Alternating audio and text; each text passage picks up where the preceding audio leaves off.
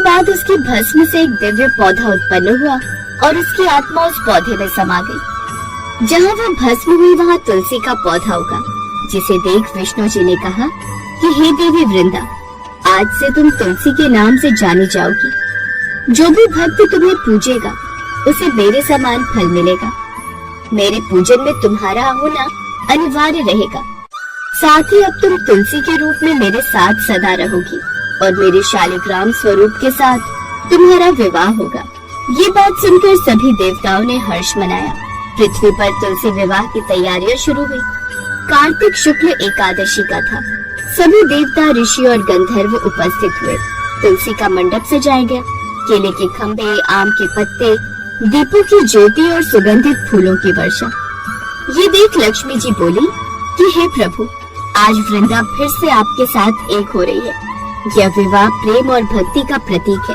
फिर विष्णु जी बोले कि हे देवी, यह विवाह धर्म की पुनर्स्थापना है। आज से यह परंपरा युगों तक मनाई जाएगी। इसके पश्चात मंत्रों के साथ तुलसी और शालिग्राम का विवाह संपन्न हुआ। साथ ही विष्णु जी ने कहा कि युग युग तक यह विवाह मनुष्य जाति के कल्याण के लिए मनाया जाएगा। फिर शंख, घंटा, पुष्प वृष्टि और मंगल गीतों के बीच विवाह संपन्न हुआ। जो भी भक्त इस दिन तुलसी विवाह करेगा उसके जीवन में सुख, समृद्धि और वैवाहिक आनंद रहेगा। उस दिन के बाद से तुलसी विवाह मनाया जाने लगा और तुलसी माता का पूजन हर घर में होने लगा। तुलसी के बिना कोई भी पूजा, व्रत या विवाह अधूरा माना जाता है। कहते हैं कि तुलसी विवाह के बिना किसी का विवाह शुभ नहीं माना जाता, क्योंकि तुलसी केवल एक पौधा नहीं बल्कि वह पवित्रता, समर्पण और पतिव्रता धर्म का प्रतीक है। जैसे वृंदा ने अपने धर्म के लिए सब कुछ त्याग दिया, वैसे ही प्रत्येक स्त्री के भीतर वह शक्ति छिपी है।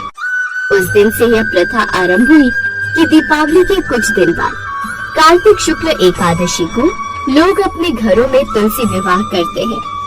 महिलाएं साड़ी पहनाकर तुलसी को दुल्हन बनाती हैं, उसके मंडप को सजाती हैं, पास में शालिग्राम जी को दूल्हे के रूप में रखते हैं और दोनों के फेरे करवाकर शादी संपूर्ण करवाते हैं।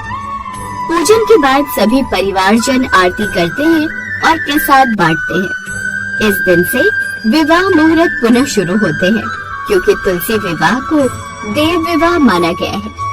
तुलसी विवाह की ये कथा केवल एक पौराणिक घटना नहीं, बल्कि ये सिखाती है कि भक्ति, निष्ठा और धर्म का फल अमर होता है। वृंदा ने अपने जीवन में त्याग, सच्चाई और प्रेम का जो उदाहरण दिया, वह युगों युगों तक प्रेरणा बना रहेगा। आज भी जब घर घर में तुलसी विवाह होता है तो ऐसा प्रतीत होता है मानो विष्णु और वृंदा फिर से मिल रहे हो, भक्ति और भगवान का संगम हो रहा हो।